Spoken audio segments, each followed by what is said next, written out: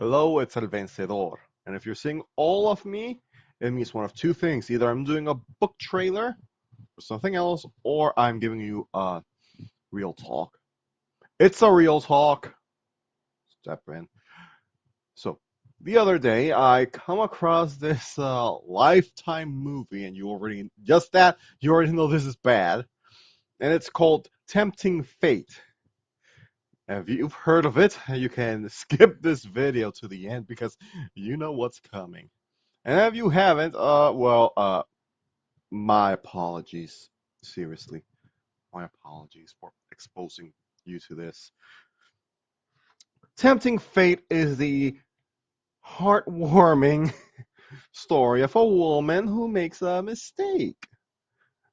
Her name is Gabby, and she's played by Alyssa Milano, who is. And Gabby has a problem. She's married to a man named Elliot, and she has two teenage daughters.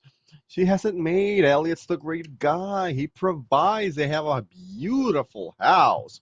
Their daughters are so good. But it's not enough because Gabby meets this guy at work, the same old song and dance, and they strike up a friendship. And the friendship soon becomes a little more because Gabby keeps hanging out with this new boy toy called Matt. And she keeps blowing off her husband because he's working like a real man does. So Gabby says, "Oh, I'm feeling oh so lonely. I'm gonna go hang out with Matt, even though I my common sense is telling me that this is putting my marriage in jeopardy." So of course Gabby and Matt hang out. And one thing leads to another. Kind words leads to an innocent little kiss. An innocent little kiss leads to a deeper kiss. And a deeper kiss leads to clothes coming off.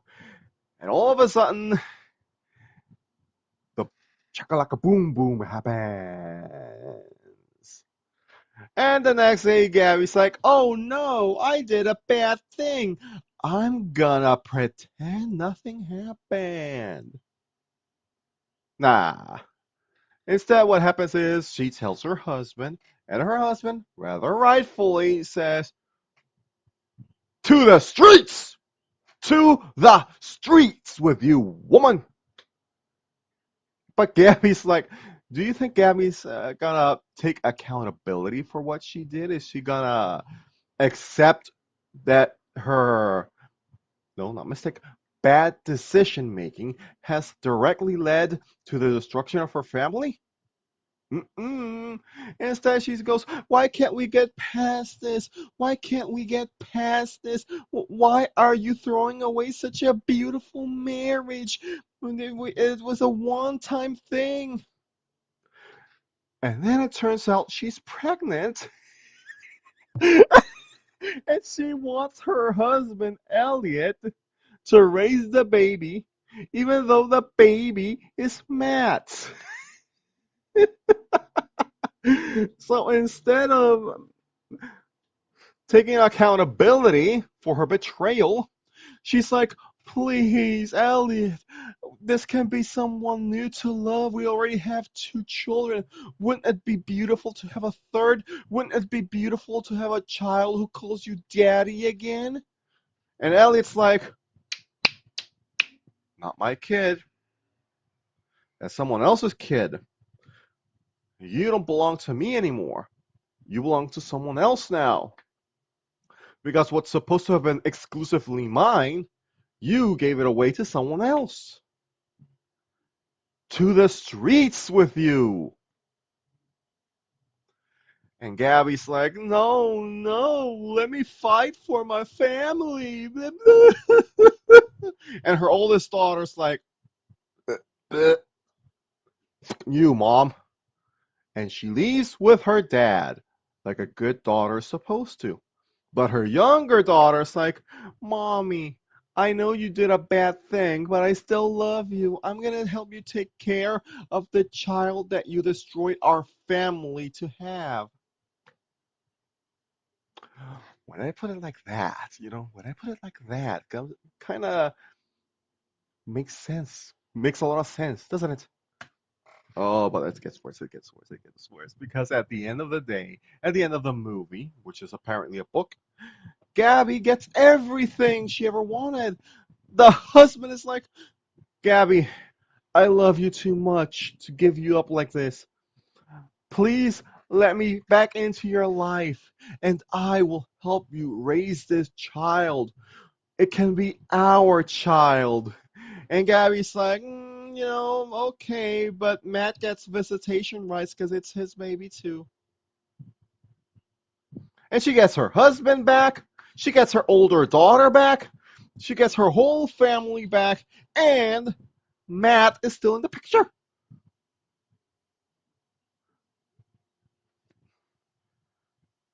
I ask, logic, where is it? Hmm. Look, I'm gonna give you a real talk now. When you get betrayed like this, there is no reconciliation unless the betrayer puts in the work. And it is a lot of work because trust takes years to build. The kind of trust that a man has for a woman or a spouse has for other spouse, to avoid accusations of sexism, takes years to build, to maintain, but it can be destroyed in seconds. One bad decision is enough to destroy trust, to ruin a marriage. But, ladies and gentlemen, an affair is not a bad decision. An affair is not a mistake. An affair is a series of premeditated decisions that were thought of very poorly and very selfishly. Case in point. Why isn't it a mistake? Why isn't it an accident? Let me put it to you this way. Oops, we met for drinks. Oops, we kept in contact.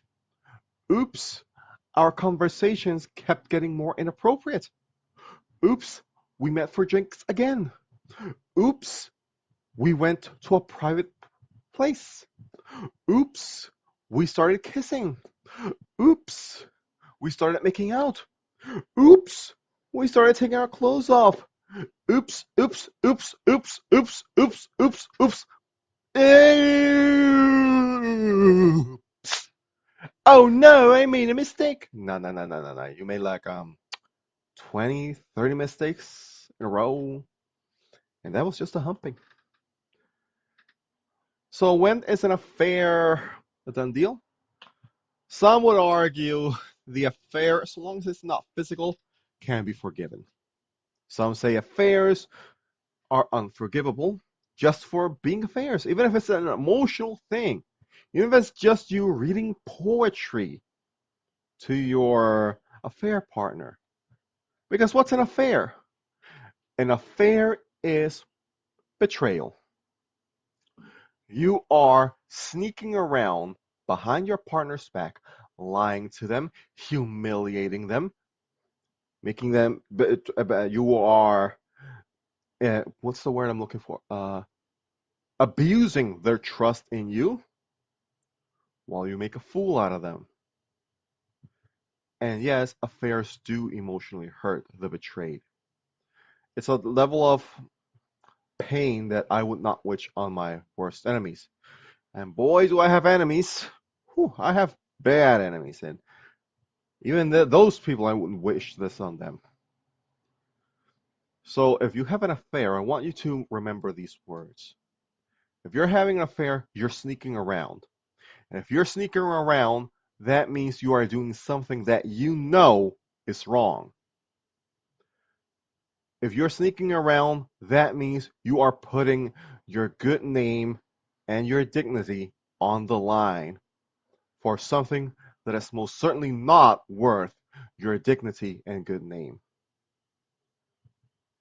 So shame on you for having an affair, and shame on this awful film, this horrible book, for trying to normalize affairs and giving women the wrong, the sickening message that it's okay to have affairs, and that affairs are not that big a deal, and that it's the husband's fault if the affair leads to a divorce. No, none of that what I just said remotely applies to real life. Affairs are betrayals. Betrayals are nigh unforgivable. A betrayal of trust isn't easy to forgive, if it can be forgiven at all. I know Jesus forgives all our sins, but last time I checked, there's only one Jesus. He's up there. The rest of us are here. And none of us are Jesus. You can forgive yourself for an affair, but that says more about you than you think. And none of what it says is good. Well, I have talked too much. This is El Vencedor saying thank you for watching. If you like this content, give it a like.